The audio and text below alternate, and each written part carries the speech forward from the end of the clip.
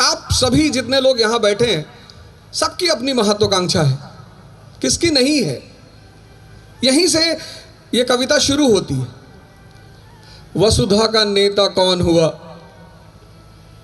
भूखंड विजेता कौन हुआ, अतुलित यश क्रेता कौन हुआ, नवधर्म प्रणेता कौन हुआ।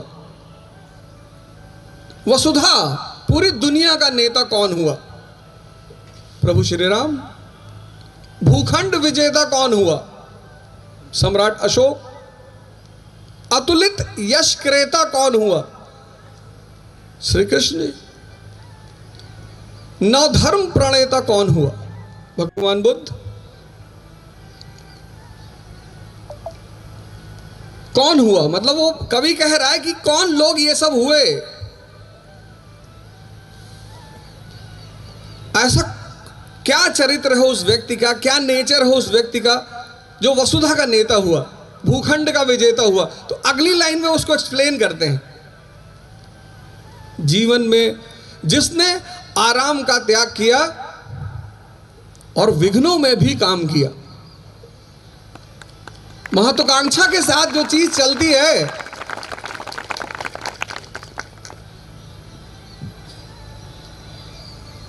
ताली बजा रहे ज्यादा सुनना है और जाने में किसी को दूंगे नहीं।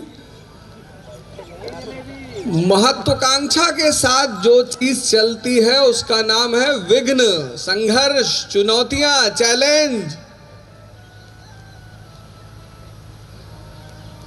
विघ्नों में जिसने काम किया, क्या काम है विघ्न का, इसको अगली लाइन में समझा है कि ये जो चुनौती है, ये जो चैलेंज है, ये जो संघर्ष है, इसका रोल क्या है जीवन में। क्लास 12th के बाद जब मैं इलाहाबाद आया तो मैंने अपने पिताजी से कहा कि पिताजी इलाहाबाद भेज रहा हूं। तब इलाहाबाद था इसलिए इलाहाबाद बोल रहा हूं, अभी जब आज की बात करूंगा तो प्रयागराज बोलूंगा। तो उन्होंने मुझसे एक बड़ी अच्छी बात कही और उन्होंने ही मुझे प्रेरणा दी रश्मिरथ पढ़ने की। जब हम पहली बार यहां आए तो शुरुआत में तो शौक था कि टिफिन मंगाएंगे। टिफिन आया, माताजी ने कहा चिंता की कोई बात नहीं, टिफिन आएगा, टिफिन में खाओ बढ़िया। तो मैंने कहा टिफिन वाले तो 10 रोटी देंगे नहीं, बोले 15 देंगे।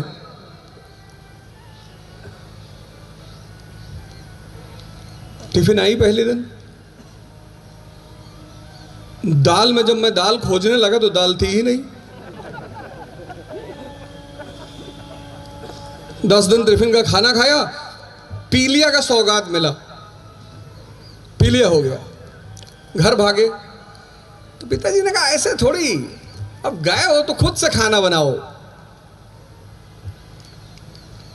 विघ्नों में जिसने काम किया, विघ्न का काम क्या है, संघर्ष का काम क्या है।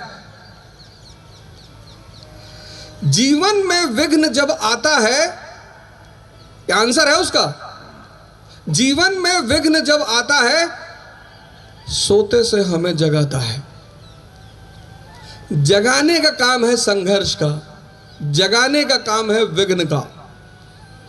आरंभिक जीवन के 15 वर्ष आप परिवार में रहे, घर में रहे, माँ बाप के साए में रहे, खूब मस्ती किया और माता जी ने लौकी की सब्जी बना के दी और आपने उठा के फेंक दिया कि रोज रोज लौकी खाएंगे, दिमाग खराब है। जीवन में विघ्न जब आता है, सोते से हमें जगाता है। कैसे कैसे जगाता है, अगली लाइन है, मन को मरोड़ता है पल पल, तन को झकझोरता है पल पल। तो महत्वाकांक्षा की जो पहली सीढ़ी है वह है विघ्न, संघर्ष। इससे आप भाग ही नहीं सकते।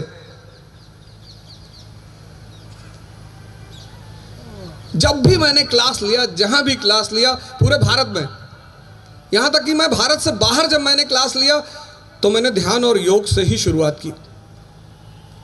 जो पहला पोस्ट आज के प्रोग्राम पे मैंने डाला, मैंने यही लिखा कि सृजन की सबसे बड़ी आवश्यकता है शक्ति।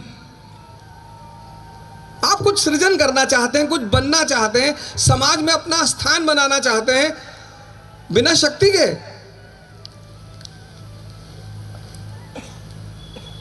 आप कहते हैं सर हम तो गुटखा खा के बना लेंगे।